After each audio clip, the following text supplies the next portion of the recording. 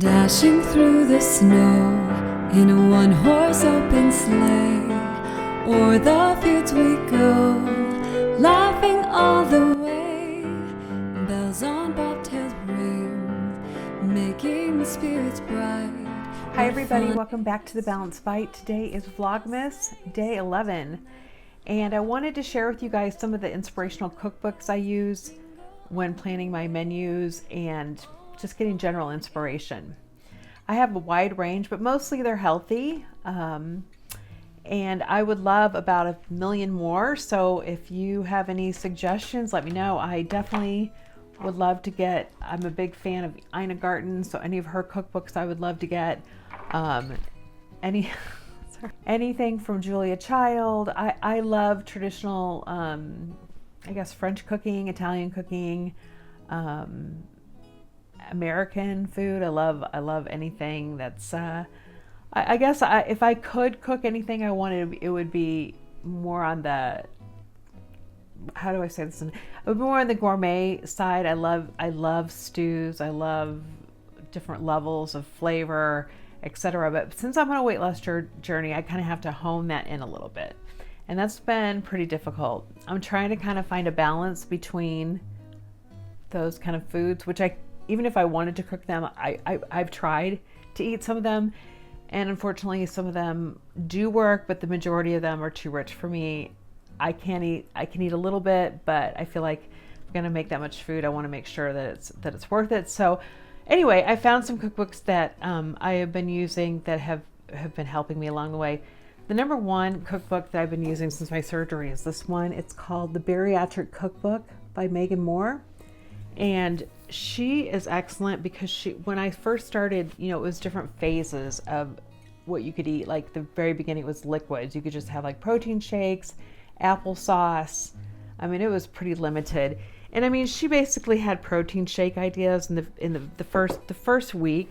You could have like I said, a peanut butter protein shake. High protein milk was one of them. Talk about a foodie going crazy. That was me at that point. Vanilla bean protein shake, bone broth. But this was only like week 1 and 2. And after weight loss surgery, you don't want to eat anything. So it was okay. But here's kind of an idea. She gives you like a menu, and it's week 1 through, I think it's up to 2 months post-op. Week 10, is it? Hold on, let me just check. This is going to be a very unscripted, just kind of chat video, so I hope that's okay. Week 10. Yeah, week 10. And so it's really nice because she'll give you a full menu here. And it's a variety. There's like a fish taco in there, fish salad, perfectly scrambled eggs. It's very high protein. There's hardly any carbs in here at all. And the recipes are in the back of the book. And so I would highly suggest. This really helped me a lot. Another book that I used before my surgery, and I'm starting to use more of now, is this one by Abby Sharp. It's called The Mindful Glow and Nutritionist, and she's all about healthy fats, carbs, and protein.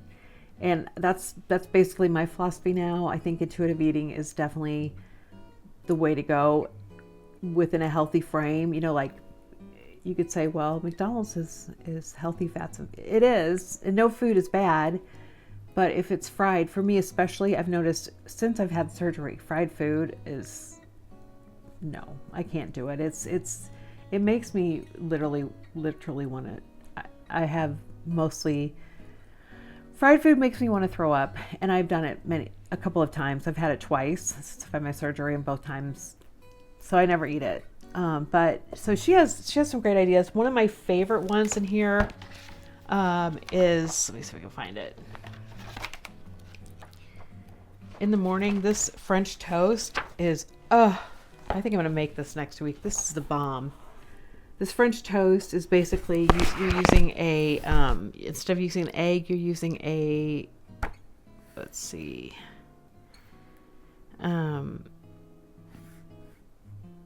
So this is almond crusted French toast with tart cherries, and basically using like Ezekiel bread or some kind of really high fiber bread.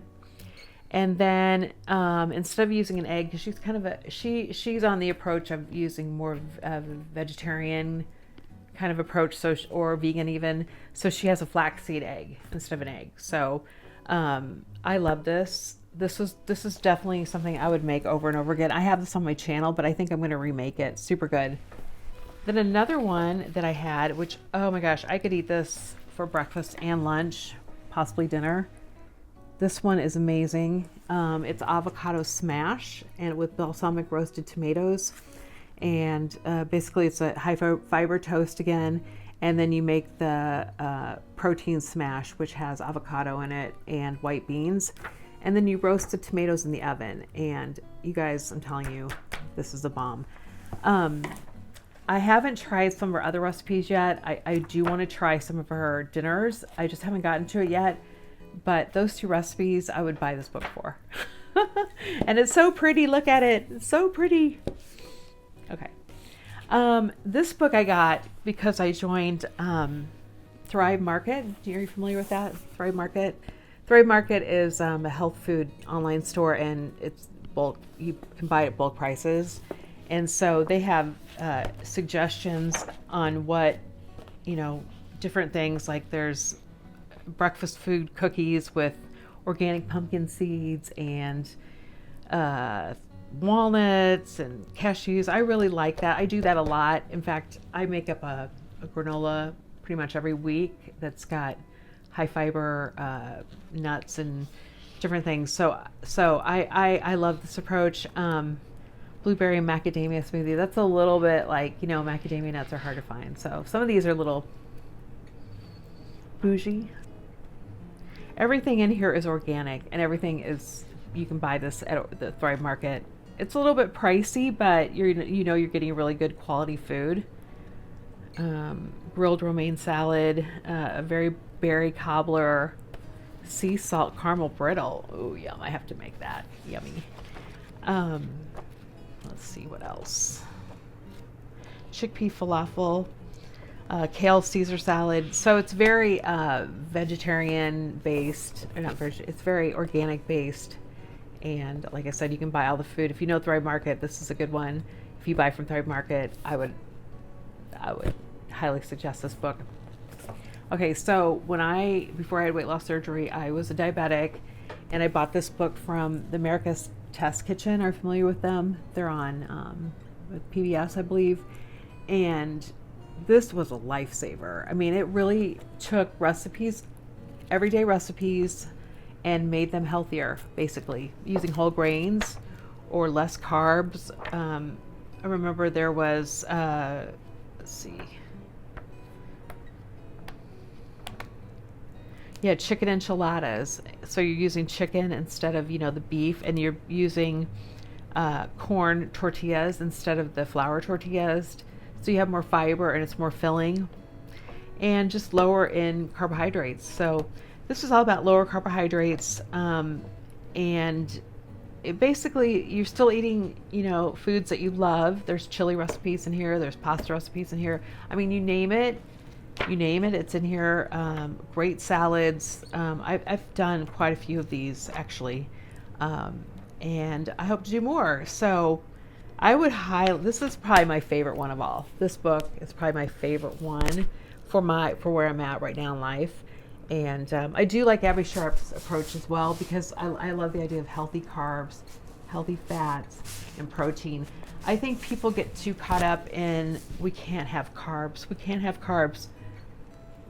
You can. You just have to eat them healthy.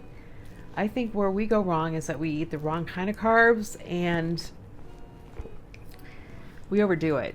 So I think everything in moderation is fine. This book's a great book if you don't have a lot of time. It's called Weight Watchers Under 20 Minutes. And again, some really good recipes in here. Shellfish paella in 20 minutes. Okay. They have quick, so instead of using the kind of rice that they use in Spain, they use a quick cooking rice, low sodium chicken broth, You can buy a seafood medley in the store, I guess, and that's how they get around, you know. I made this in Morocco once, and my husband and I, we went and we got the clams, we got the shrimp, we got the mussels, and it was a long process. And so to do this in under 20 minutes, wow, okay. Let's see what else. Pink peppercorn tuna with lime vinaigrette. I mean, there's some nice ideas in here, and they give you the calories, and if you're on Weight Watchers, they give you the points as well. In the beginning, like I said, about 5 years ago, I used this book a lot because it was fast and easy and interesting ideas. Lamb chops with pistachio couscous. That sounds so good. So yeah, this is something that I have used in the past. I haven't used it in a while, but hopefully I can get back to that. And then this is a new book, and I don't know if you know much about me, but my husband is Moroccan, and I lived in Morocco for 2 years, and I really love the food. It's a lot of preparation and a little bit of work, and I definitely am going to probably do a tagine or maybe a paella, or not paella. I will do paella, but that's Spanish. It's a puff pastry with shrimp in it. That's for like more of the 10% of what I eat. But let me show you this book. It's beautiful. There's a guy that I follow on Facebook. His name is Dave, and his name of his Facebook page is Dinners with Dave, and he loves Morocco, and he is always cooking Moroccan food, and he wanted to do something old school. So he had this book by Claudia Rodin. She is a Moroccan who lives in France, and these foods are all from Morocco, Turkey, and Lebanon. And I kind of gravitate, like I said, towards the Moroccan food. Everything there is amazing as far as like vegetable.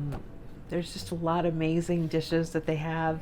And so this kind of brought me back to those 2 years when Adil and I lived in Morocco. Zalak is an eggplant dish that I love. Orange, olive, and onion salad. I've never had that, but I'd like to try it. He and I, Adil, my husband and I, we make a lot of what's called tagines. I don't know if you're familiar with that. That's why I have you can see it back there. Let's see if I can move around so you can see it.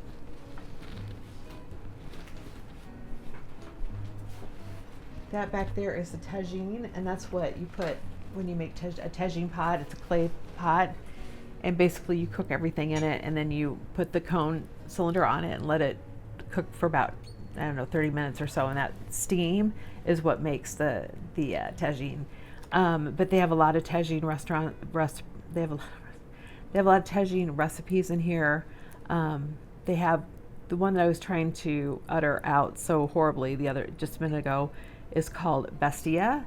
Bestia is a puff pastry, and inside it's got some vermicelli, which is interesting to me because that's kind of a Chinese thing.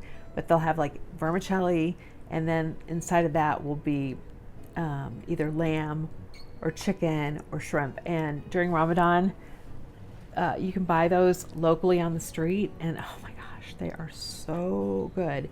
And so this book has all of these recipes, and these are okay, guys. So that's my cooking book collection.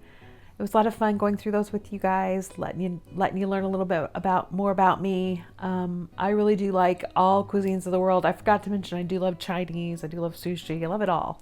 So I hope you guys are having a really good holiday season. I know here where I live in Iowa, it's now 11 degrees outside. So I think we're going to get a cold winter, and so snuggle in and get out your Dutch oven and make a beef stew. Anyway, have a good one, you guys. And if you haven't already, please subscribe to my channel. I would really appreciate it. I'm excited to cook more dishes for you guys, impart some of my low calorie versions of them, low carb, healthy, my approach to eating, etc. And I also wanted to let you guys know that I will be doing a weigh-in, keep myself accountable,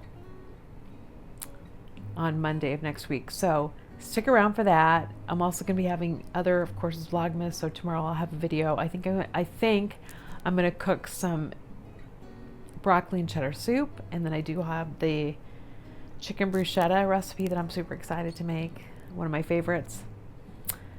So look forward to seeing you guys tomorrow. Have a great night and see you then. Bye.